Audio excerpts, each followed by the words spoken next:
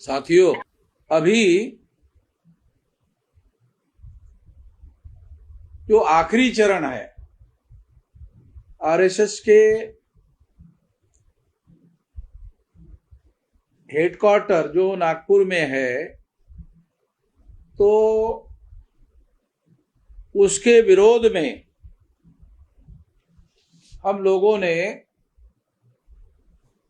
प्रदर्शन करने का आरएसएस के हेडक्वार्टर के या आरएसएस के विरोध में या उसके हेडक्वार्टर के आमने सामने या नागपुर में हम लोग विरोध प्रदर्शन करने का कार्यक्रम करने का ऐलान किया था। और वो दिन अभी नजदीक आ गया है। 22 तारीख को वो कार्यक्रम होने जा रहा है। अब ये जो 22 तारीख को कार्यक्रम होने जा रहा है, ये कार्यक्रम एक तो प्रदर्शन रैली है और दूसरा सारे देश भर से आए हुए जो लोग हैं उनको एक जगह इकट्ठा करके इस संबंध में हम लोगों को कार्यक्रम करना है। आरएसएस भाजपा के विरोध में जो विरोध प्रदर्शन का कार्यक्रम हमने सारे देश भर में चलाया, तो ये कार्यक्रम हमारा लगभग 3 चरणों में कार्यक्रम करके सफल हो गया है। ऑब्जेक्टिवली ये सफल हो गया है। यानी जितने लोग राष्ट्रीय अधिवेशन में आ सकते थे उससे 2 गुना, 3 गुना, 4 गुना, 5 गुना, 10 गुना ज्यादा लोग इस आंदोलन में सहभागी हो गए हैं। तो ये रद्द करने का निर्णय करके आरएसएस ने एक प्रकार से हमारी मदद की है। और ये मदद करने का काम कोई स्वेच्छा से नहीं किया। वो हमारे अधिवेशन को होने नहीं देना चाहते थे। ये वो उम्मीद नहीं करते थे कि इतने बड़े पैमाने पर इसकी रिएक्शन होगी, प्रतिक्रिया होगी, मगर इसकी बहुत बड़े पैमाने पर समाज में प्रतिक्रिया हुई। और बहुत खास बात ध्यान देने की है कि ये सारा अधिवेशन ओबीसी के जातीय आधारित गिनती के लिए समर्पित था। तो इसका मतलब है आरएसएस भाजपा ने ये जो अधिवेशन का स्थल कैंसल किया, इसका मौलिक कारण ओबीसी की जातीय आधारित गिनती के संबंध में संगठित रूप से कोई कार्यक्रम देश में नहीं होना चाहिए, ऐसी उनकी योजना थी। और इस वजह से उसको रोकने के लिए उन्होंने इस अधिवेशन के ग्राउंड को रद्द किया। अब हम लोग इसका प्रतिरोध कर रहे हैं और आने वाले समय में ओबीसी की जाति आधारित गिनती का जो मुद्दा है उस पर भारत बंद करने का भी कार्यक्रम करने वाले हैं। यानी अभी 32 राज्यों में ये हमारा सारे देश भर में जो हमारा देश है वो 36 राज्यों में फैला हुआ है। नॉर्थ ईस्ट रीजन के 4 स्टेट अगर छोड़ दिए जाए, बंगाल के आगे और ब्रह्मदेश और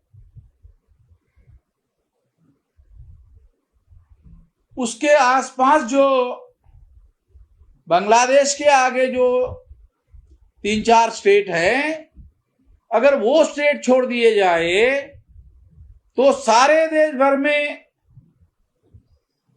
ये आंदोलन की तैयारी हो गई है। और मुझे जानकारी मिली है कि जिस स्टेट में जो 4 स्टेट रह गए हैं ब्रह्मदेश के बॉर्डर पर बांग्लादेश के बॉर्डर पर, वहां भी ये कार्यक्रम होने जा रहा है। उसे हम संगठित रूप से कार्यक्रम में शामिल नहीं कर रहे हैं, मगर उनको अपने लेवल पर कार्य करने के लिए, आंदोलन में सहभागी होने के लिए अनुमति दिया है। तो इस तरह से हमारा यह आंदोलन देशव्यापी आंदोलन फैल गया है और इससे हम लोगों को बहुत ज्यादा फायदा हुआ है। साथियों, बामसेफ संगठन बनाना हमारा कोई मकसद नहीं था। बामसेफ का संगठन व्यवस्था परिवर्तन करने के लिए बनाया गया था। इसलिए बामसेफ को अगले स्टेज में आंदोलन करने के लिए रणनीतिक रूप से उतारना जरूरी था। तो हम दूसरे चरण में आंदोलन में लगे हुए हैं। अभी आंदोलन का हमारा मकसद मास मोबिलाइजेशन है। मास मोबिलाइजेशन हमारा लक्ष्य है।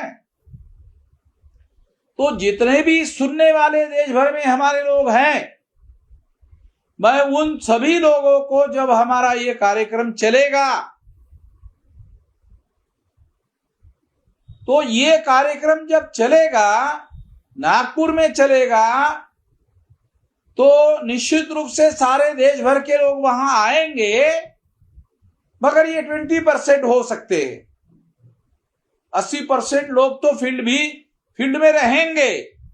तो उन लोगों को भी इसके बारे में ज्यादा से ज्यादा पैमाने पर प्रचार प्रसार करने के काम में लग जाना चाहिए और अपने अपने इलाके में ज्यादा बड़े पैमाने पर इसको मोबिलाइज करना चाहिए। और जब ये कार्यक्रम आप टीवी पर देखोगे, जब ये कार्यक्रम आप मोबाइल पर देखोगे, तो आप लोगों को टेक्निकली ये कार्यक्रम नहीं करना है। तो अपने अपने एरिया में जो हमारे कार्यकर्ता है, प्रत्येक कार्यकर्ता को उसकी लोकेलिटी, रहने का इलाका अलग होता है। तो वो अपने अपने इलाके में, अगर उसके घर में टीवी है, तो उस इलाके के लोगों को बुलाकर उनको ये सारा कार्यक्रम दिखाने का काम करना चाहिए। जब ये आने वाले समय में ये कार्यक्रम, नागपुर का भी कार्यक्रम और आने वाले समय में ये जो कार्यक्रम हम लोग करने जा रहे हैं, उन सारी बातों को ध्यान में रखते हुए आपको अपने अपने इलाके में लोगों को मोबिलाइज करके, यानी मान लो एक यूनिट है, यूनिट में 11 लोग हैं, तो उस यूनिट में 11 कार्यक्रम होने चाहिए। एक कार्यकर्ता के घर में एक कार्यक्रम और उस इलाके के लोगों को मोबिलाइज करने का। इससे क्या होगा?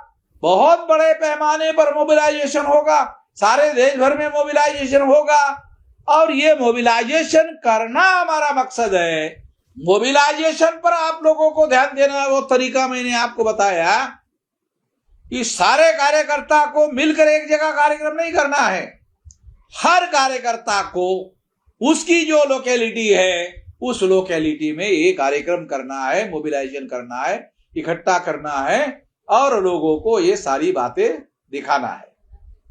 जब ये कार्यक्रम चलेगा, लगातार चलता रहेगा, जब लगातार चलता रहेगा तो ये कार्यक्रम में लोगों को दिखाया जाना जरूरी है। राष्ट्रीय अधिवेशन जो उड़ीसा में होने जा रहा था, वो 5 दिन का था। तो ऑनलाइन अधिवेशन भी 5 दिन होगा